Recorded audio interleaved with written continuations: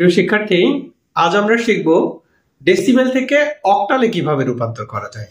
আসো, ডেসিমেল থেকে অক্টালের জন্য আমাদের যদি একটা সংখ্যা থাকে 55, এই সংখ্যাটা একটা ডেসিমেল সংখ্যা হলে একে অক্টাল করতে বললে আমরা বলেছিলাম যে ডেসিমেল থেকে যখন বাইনারি করি তখন বাইনারির ভিত্তি 2 দিয়ে ভাগ করেছিলাম।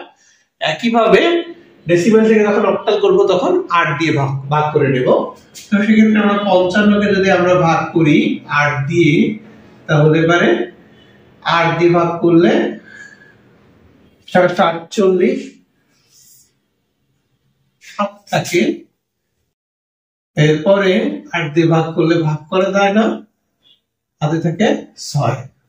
এই 55 নামের ডেসিমেল সংখ্যাটার অক্টাল সংখ্যা হলো 67।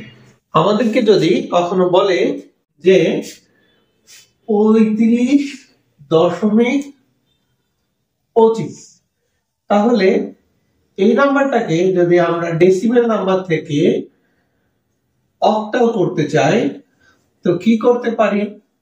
আমরা 35 কে অমন করে ভাগ করে নিতে পারি। অক্টাল করার জন্য 8 দিয়ে ভাগ করব, 4 টা 32, 33 + 35 3, হাতে থাকে 4, 8 দিয়ে ভাগ করলে ভাগ করা যায় না, হাতে থাকে 4। আর এইটাকে এদিক থেকে এদিকে নিব, আর 0.25 এই নাম্বারটাকে আমরা কি করব? 8 দিয়ে গুণ করব, বাইনারিতে যেমনটি গুণ করেছিলাম। তো 4 × 25 = 8 × 25 200। তাহলে এই যে এই নাম্বারটা দাঁড়াবে কি এদিক থেকে এইদিকে, অর্থাৎ 43.2। এইটা একটা অক্টাল নাম্বার। ধন্যবাদ সবাইকে।